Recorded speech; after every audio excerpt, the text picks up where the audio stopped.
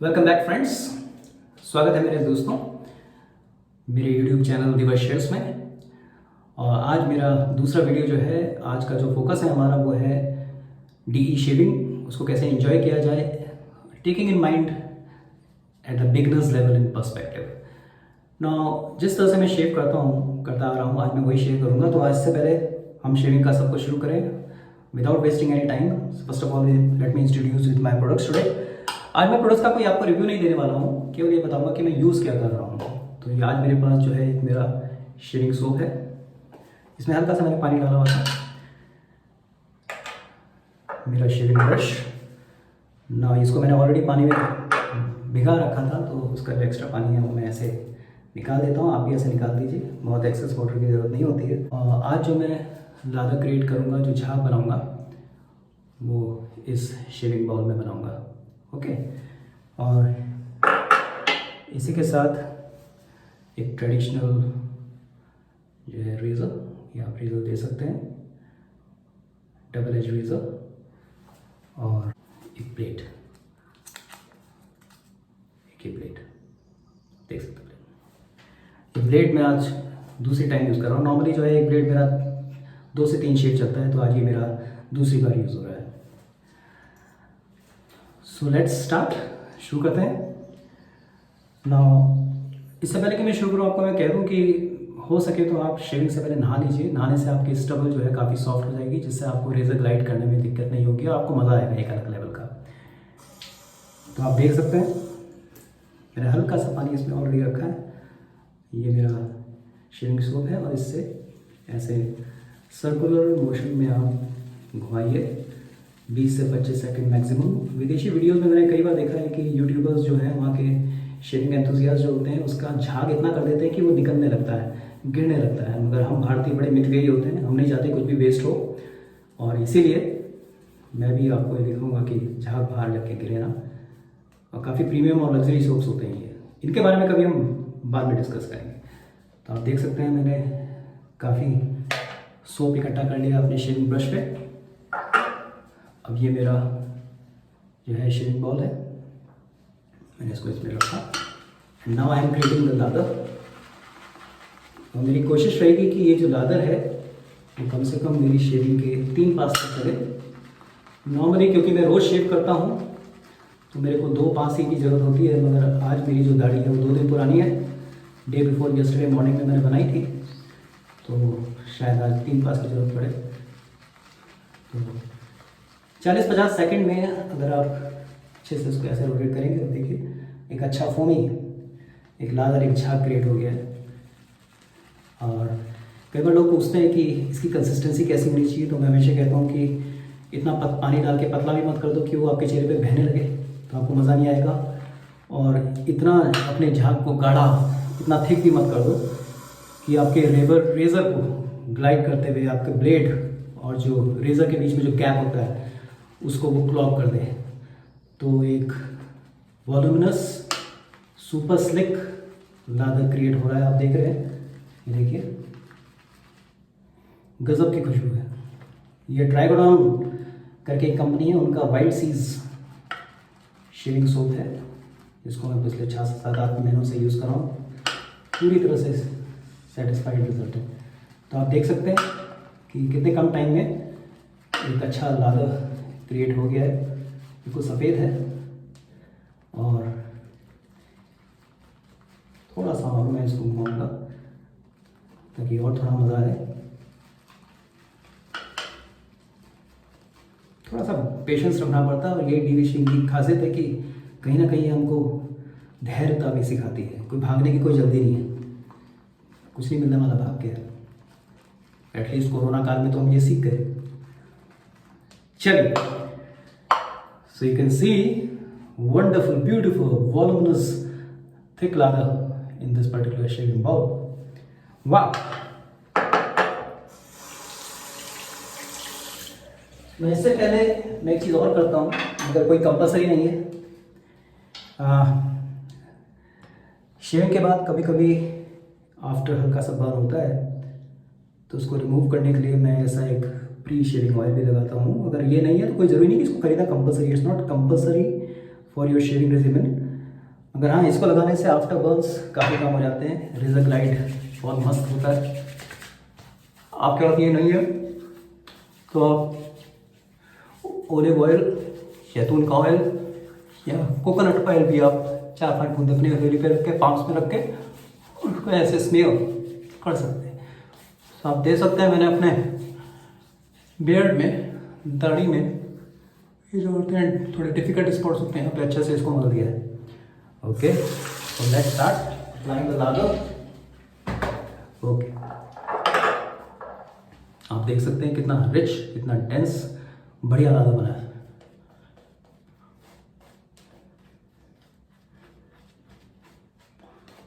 मैं धीरे धीरे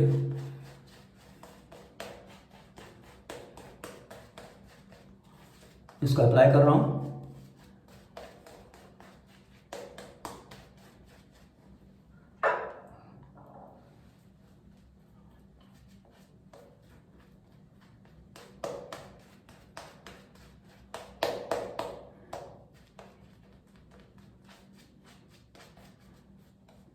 अप्लाई करने के बाद जब आपकी स्किन दिखना बंद हो जाए, आप इसको एक मास्टर पेंटर्स जैसे मास्टर स्ट्रोक लगाते हैं। आप भी पेंटिंग अगर स्कूल कॉलेज में नहीं की तो आप अपनी दाढ़ी में कर सकते हैं। इस तरह से आप अपने स्ट्रोक लगाइए जैसे कैनवस की पेंटिंग कर रहे हैं, और इस तरह से भी आप कर सकते हैं। इसको इन्फिनिटी लूप बोलते हैं, जैसे इन्फिनिटी का सिंबल होता है, इस तरह से भी हम कर सकते हैं। मैं इतना कंफर्टेबल रहता हूँ उससे, तो मैं इसको नॉर्मल तरह से ही लगाऊंगा। आप देख सकते हैं कि वो अच्छे से लगा लिया है। Now let's come to the most important part, that shaving. उससे पहले मैं अपने साइड बर्न्स को क्लियर देखना चाहूँगा, तो वहाँ से मैं अपनी थोड़ा सा एक्स्ट्रा छाप जो है उसको हटा देता हूँ। Same is the case with neck line also. इसको हम हटा देते हैं। और ये 2 पीस रेजर है। इस रेजर के बारे में कभी मैं आपको डिटेल में बाद में बताऊंगा। 2 पीस रेजर है, पार्कर कंपनी का, पार्कर वेरिएंट। आइडियली आपको बहुत ध्यान रखना है, क्योंकि ये this is the best way. आप इस तरह से करिए, उसके बाद इसको इसके ऊपर ऐसा रख दीजिए, और इसमें इन्होंने नॉच दिया हुआ है, वो अलाइनमेंट आप देख लीजिए। ये केवल इसी रेजर में आता है, कई सारे रेजर में नहीं होता। अब मैं इसको ऐसे कस दूंगा, और उसके बाद इसकी सेटिंग थोड़ी मैं अपने शेविंग के हिसाब से तय करता हूँ। उस सेटिंग के बारे में कभी हम बाद में डिस्कस करेंगे। और रेजर को हल्का सा गर्म पानी में या फिर पानी में निकाल दीजिए। नाउ हम शुरू करते हैं अपना लादर शेव। हल्का सा स्किन को आप अपना उठाएंगे, साइड बर्न्स को, और ये जो एंगल है ये 30 डिग्री पे रखिए। देखिए अब ये कोई कॉम्पास या डी लेके तो आप नापेंगे नहीं, बट नेचुरल है, मगर ये आपको अपनी धीरे धीरे अनुभव से आ जाएगा। क्योंकि क्या होता है, यहाँ पे ये शेविंग हेड है, करेक्ट, ये स्टेम है, उसके बीच में रेजर है, ये रेजर हैंग कहलाता है, और ये ब्लेड गैप होता है, करेक्ट। तो नॉर्मल जो अब तक हम करते आए हैं हमारी शेविंग, वो किससे करते हैं, जिरेट टाइप के रेजर से, जिसमें एक स्वाइबल मूवमेंट होता है। वो बॉडी जो आपके जो स्किन जो होते हैं, जो आपकी चिक्स की जो स्किन होती है, उसके कंटूर को सेंस करके वो आपको करता है। तो वहाँ पे आपको ज़्यादा मेहनत नहीं करती पड़ती, बट यहाँ पे थोड़ा सा आपको ध्यान में रखना पड़ेगा। प्लस इसका वेट ज़्यादा होता है काफ़ी, करेक्ट। ये कम से कम 90 से 100 ग्राम का रेजर है। शेविंग हेड काफ़ी भारी है, तो आपको इसके ऊपर बिल्कुल भी फोर्स नहीं लगाना है। लेट द ग्रेविटी, गुरुत्वाकर्षण अपना काम करने दीजिए, ये अपने आप राइट करेगा। ये बहुत ज़रूरी है, आपको बिल्कुल भी फोर्स नहीं लगाना है 30 डिग्री रखते हुए। और ये ध्यान में रखना है कि आपको जल्दीबाजी नहीं करनी है। डी शेविंग इज धैर्य, परसिस्टेंस, क्योंकि अगर आपने गलती से भी ऐसा कर दिया तो इट विल गिव चेहरा लुहान हो सकता है। ठीक है, मैं डरा नहीं रहा हूँ, मैं बता रहा हूँ कि मैंने कई बार ऐसा किया है। चलिए, तो 30 डिग्री और उसके ऊपर रखते हुए मैं अपना पहला पास लगा रहा हूँ। ये विद द ग्रेन्स, आप ग्रेन्स के साथ साथ चल रहे हैं, क्योंकि मेरी दाढ़ी जो है वो नीचे की तरफ बढ़ती है, तो उसी के अकॉर्डिंग मैं अपने पास को चला रहा हूँ। आप देख रहे हैं, आपको बिल्कुल भी एक्स्ट्रा जोर नहीं लगाना, ये बहुत ज़रूरी है। आपको उसको कोई स्क्रैप स्किन को नहीं करना है। धीरे धीरे धीरे करके आप इसको जाइए। फिर आप उसको नेक एरिया के पास ये जो ट्रबल स्पॉट होते हैं हल्के से आप उसको रखिए। देखिए आपका रेजर भी आपको फीडबैक देता है, यहाँ पे आपको शायद आवाज़ आ रही होगी। और एक और चीज़ कहना चाहूँगा कि बिगनर्स को और सभी लोगों को कि जब तक आपके स्किन में जहाँ जहाँ हमको बार बार रगड़ने की आदत होती है वो मत करिए। एक बार आपका रेजर ग्राइड हो गया तो वापस मत आइए। झाग जब तक है बस उसी के साथ रहिए। बार बार ऐसा करने से आपकी स्किन जो है उसको जलन हो जाएगी।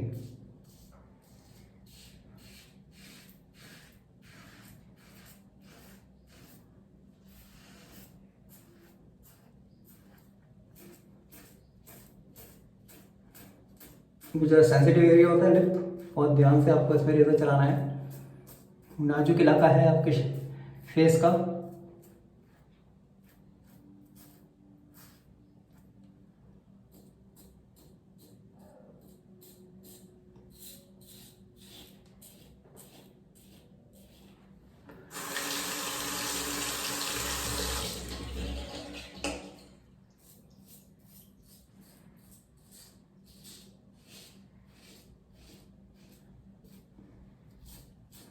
इस तरह से ये आपने विद द ग्रेन,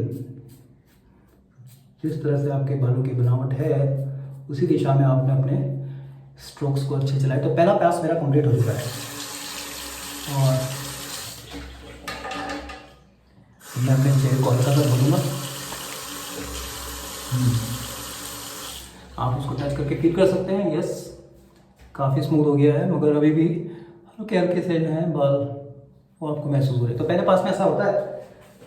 तो नेक्स्ट सेकंड पास जो होता है वो बड़ा इंपॉर्टेंट है, इसलिए क्योंकि अब आप विद द ग्रेन ना चल के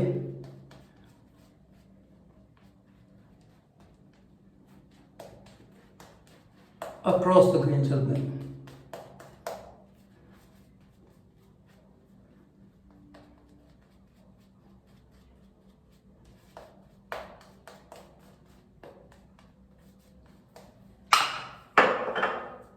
फिर से साइड बंस, नेकलाइन,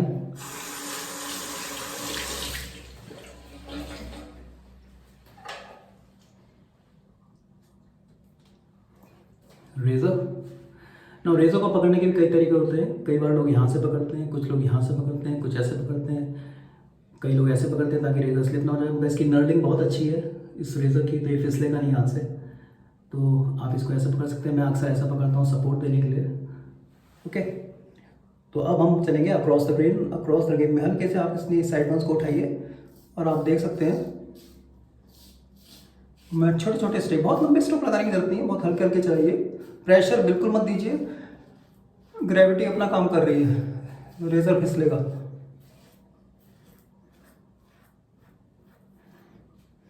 उसके बाद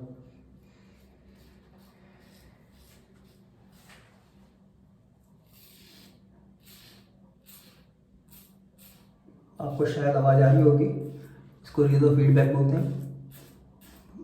आपको लग रहा है कि आपका जो रेजर है, ब्लेड है, वो आपको स्टबल को पूरी तरह से खत्म कर रहा है।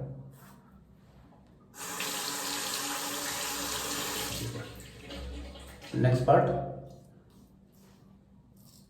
My trouble spot. यहाँ अक्सर दिक्कत आती है, मगर बहुत प्रेशर नहीं लगाने का है, हल्के हल्के।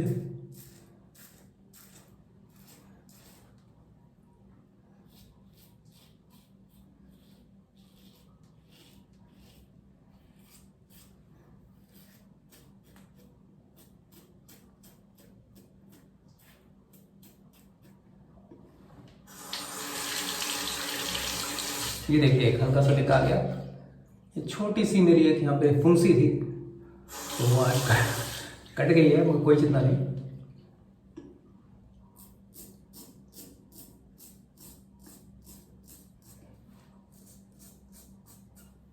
तो बिगनर्स ध्यान रखें, आप केवल पहले पास के बाद भी अपनी शेव रोक सकते हैं। ये मैक्सिमम 2 पास। नॉर्मली मैं डेली शेवर हूँ, मैं अर्ली मॉर्निंग डेली बनाता हूँ, तो मैं केवल 2 पास ही सेटिस्फाई करता हूँ। बस क्योंकि मेरी शेविंग 2 दिन पुरानी है दाढ़ी मेरी 2 दिन पुरानी है, तो मैं आज लास्ट अपना थर्ड पास भी लूँगा।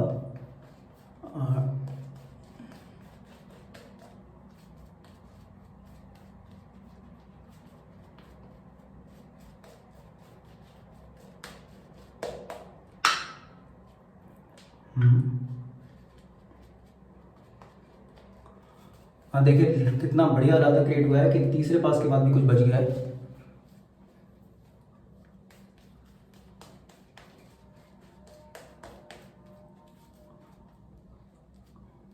ना अगर आप बिगनर हैं, मैं आज उनको फोकस कर रहा हूँ कि थर्ड पास उनको लेने की जरूरत नहीं है। धीरे धीरे धीरे अगर आप इसको फील करके एक्सपीरियंस कीजिए। थर्ड पास जो होता है नॉर्मली उसको अगेंस्ट द ग्रेन बोला जाता है। तो हल्के हल्के स्ट्रोक्स लेंगे आप, पहले गर्दन में नीचे से ऊपर की तरफ। Again no need to apply any kind of pressure, let the razor and blade do their work।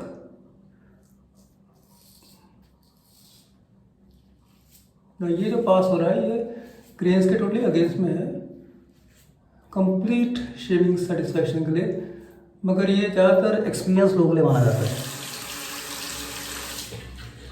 ज़्यादा पास में नॉर्मल तरीके से लेता हूँ। ठीक है, शेविंग में एक चीज़ याद रखिएगा, जो मेरे लिए सही है वो जरूरी नहीं कि आपके लिए सही है। अब ये मत मानना कि मैं पंडित की तरह आपको सही सही बता रहा हूँ, बट आप इसको टेक्निक वाइज यूज़ कर सकते हैं। अदरवाइज हर एक के स्किन, हर एक के फेशियल कंट्रोल अलग हैं। आपकी स्किन ऑयली है, ड्राई है, मिडिल लेवल की, वो सब आपको पता लगना चाहिए। ये धीरे धीरे पता लगता है। अब ये जो है पास करते हुए आप इस तरह से मत करिए 90 डिग्री पे, इसको इस तरह से जो शेविंग हेड का जो ये गोल वाला डोम है इसको इससे लगाइए और हल्के हल्के से ऊपर की तरफ ले जाइए, बहुत जेंटल। फिर से कह रहा हूँ, अगर आप बिगनर हैं तो इसको अभी आपको पढ़ने की ज़रूरत नहीं है। मेरे को 2 साल से ज़्यादा हो गए तो मैं इसमें बहुत कंफर्टेबल हूँ। इसी तरह से यहाँ पे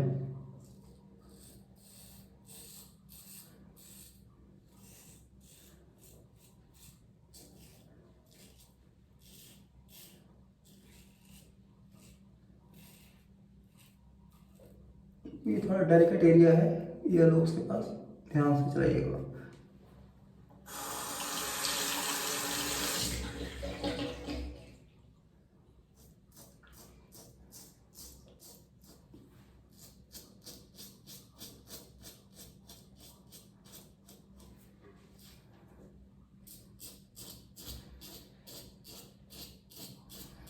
अगर आप अपने मूछें यहाँ पे गोटी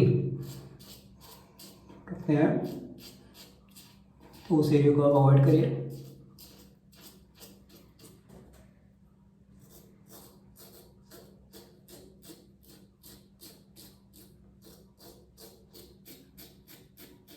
नाक का नीचे का जो एरिया है वो आपको बताइए, थोड़ा सा फुलाना पड़ेगा आपको, हनुमान जी की तरह।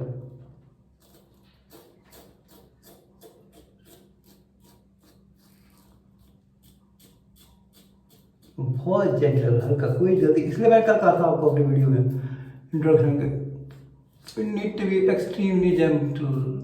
अदरवाइज आपको कुछ मेहनत एक्स्ट्रा करना ही नहीं, कोई एफर्ट ही नहीं लगाना है। तो इस तरह से आप देख सकते हो मेरा मिडिल पार्ट शेविंग का खत्म हो चुका है।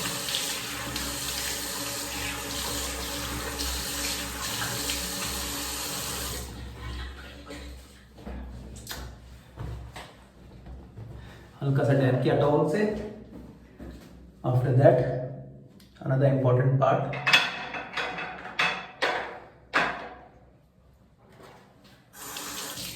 शेविंग एलम, एक एलम ब्लॉक किसी भी दुकान में मिल जाएगी आपको। ये अक्सर ये मिलती है कहाँ पे, किसी परचून की किराने वाले की दुकान में, या फिर जो देसी शॉप्स हैं आपके सिटी के पुराने बाजार में, जहाँ से बार्बर्स नाई अक्सर सामान खरीदते हैं, तो वहाँ से देखिएगा ये जनता करके कंपनी है, उसकी शेविंग एलम है। उसके ऊपर मैंने 10 रुपये का है, 10 रुपये से ज़्यादा की नहीं है। और यही अभी आप अमेजोन वगैरह में जाएंगे तो 100 160 रुपए की मिलती हैं, इसको आप अच्छे से अप्लाई करिए, स्पेशली जहाँ पे हल्के निक्स हो गए हैं।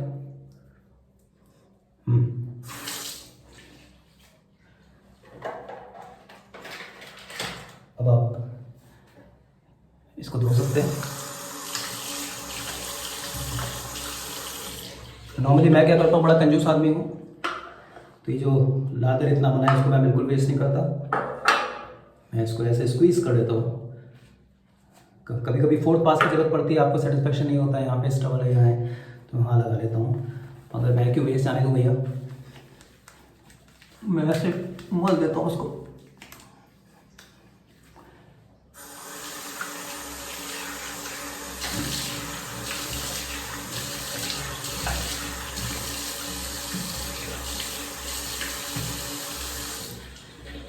तो ये मेरा सेकंड लेवल कंप्लीट शेविंग का। आप रगड़िए मत टॉवल को, हल्के से इसको ऐसे करके थपथपा दीजिए। लैंग्वेज मेरी अच्छी लग रही होगी, देसी, थपथपा दीजिए, डैप कर दीजिए। ओके, हल्की सी मॉइस्ट रहने दीजिए। इस समय आपके जो चेहरा है बहुत ही स्मूथ फील कर रहा है, और मैं बता रहा हूँ अभी भी आपको मल्टीपल जो कार्ट्रिजेस होते हैं, मल्टी ब्लेड्स कार्ट्रिजेस होते हैं, उससे कहीं बेहतरीन फीलिंग है। वाओ, वंडरफुल, आह क्या मज़ा आ रहा है। क्यों लोग डी शेविंग यूज़ नहीं करते हैं। Anyway, let me be not that excited now. इसके बाद डिपेंड करता है, ये मैं आपको दिखाने के लिए बता रहा हूँ। एक मेरे ब्रदर इन लॉ है रत्ने गांधी, वो भी कनाडा शिफ्ट हो गए, तो उनके पास बहुत सारा शेविंग इक्विपमेंट्स थे, तो उन्होंने मेरे को सब दान में दे दिए। तो ये एक और कंपनी है इंग्लिश लादा, उसका मस्क जो है आफ्टर शेव है, तो आप इसको यूज़ कर सकते हैं। तो मैं ज़रूर यूज़ करूँगा, मगर आजकल जो है हमारे गुजरात में काफ़ी ह्यूमिडिटी हो चुकी है, पसीना बहुत आता है, तो मैं अवॉइड ही करता हूँ। मगर फिर भी अब इसमें जो है होल इसका थोड़ा बड़ा है, तो मैं इसको ऐसे उंगली लगा के आप निकाल सकते हैं। और अगर आपको बर्निंग सेंसेशन से बचना है और महकना है तो पानी की 2-3 बूंदें इसमें डाल, वाइट रंग का हो गया अल्कोहल से मिक्स होके। तो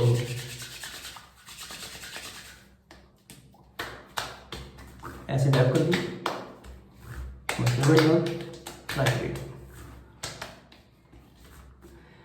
वाह, you feel so lively, you feel so energetic. मन कर रहा है फिर से शुरू करिए अगर बाल होते हो। सच में मेरी मानिए, आप इसको जल्दी से शुरू करिए। और इसके अलावा क्योंकि आफ्टर शेव जो होता है वो बर्निंग सेंसेशन वो पोर्स को बंद कर देता है, उसके बाद वो ड्राई हो जाता है। तो आजकल के टाइम के लिए शेविंग जेल्स बहुत पॉपुलर, बहुत अच्छे हैं। ये चिपचिपे नहीं होते, ऑयली नहीं होते। बाम्स में इस मौसम में अवॉइड करता हूँ, विंटर्स में ज़्यादा प्रेफर करता हूँ। तो बायोटिक कंपनी का आप देख रहे हैं, ये बायोटिक कंपनी का एक आफ्टर शेव है, जेल है, और बायो वाइल्ड ग्रास, लवली हल्की सी ग्रास। और इतना मैंने लिया है, इसको थोड़ा सा और दे देता हूँ। इतना मैंने इसको हाथों में लिया है। इसको आप इसको फिंगर्स में भी ले सकते हैं इस तरह से, और इस तरह से मल सकते हैं। और इसके बाद लगाइए और आध्यात्मिक अनुभव करिए। वाह, मेंथल कूल, एक टिंजी ठंडा एहसास हो रहा है, ठंडा ठंडा कूल कूल। That's it. तो ये देखा आज आपने एक डी शेविंग और उसका कमाल। आप शुरू करिए, बस कुछ चीज़ें ध्यान में रखिए जो आज मैंने आपको टिप्स दी। रेजर बहुत हल्के से चलाना है, बहुत फास्ट नहीं चलाना है, बहुत रगड़ के नहीं चलाना है, उसको अपना काम करने दीजिए। बस आपको ये फिसलना चाहिए रेजर। ब्लेड हो सके तो नया या मैक्सिमम 2 बार या 3 बार यूज़ होना चाहिए। बहुत पुराना जो ब्लंट रेजर है उससे आपको स्क्रैप होगी स्किन, मज़ा नहीं आएगा। तो this is the kind of effort you require. After that you are ready to conquer the world. एक जेंटलमैनली फील आती है आपके अंदर। मैं बहुत अर्ली मॉर्निंग शेव करता हूँ, तो मॉर्निंग में क्या होता है, मैं रात को कहीं गया था, love you notes, thank you notes लिखने की आदत है मुझे अपने घर वालों को इम्प्रेस। काम मैं कुछ किसी भी करता नहीं हूँ, तो मैं उनके सिरहाने में, उनके तकिए के आसपास कुछ लिख के छोड़ देता हूँ। तो अभी मैं जाऊँगा और बीवी के लिए चाय बनाऊँगा, खुद भी उनके साथ चाय पीएंगे, क्योंकि लॉकडाउन है, खाली टाइम है, बच्चों को थोड़ा हक करेंगे, फिर वो डिमांड करेंगे पापा आपने वो प्रॉमिस किया था, वो शायद नहीं निभाऊंगा, थोड़ी गाली खाऊंगा। This is all I want to convey.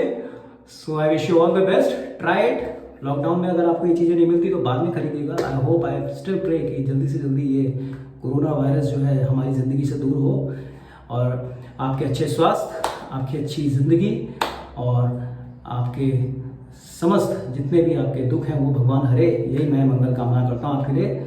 और मैं आज का वीडियो यहीं रखूँगा, आगे आने वाले चैनल्स में हम और इस तरह के डिस्कशंस करेंगे। Till then goodbye, live with passion, love you all.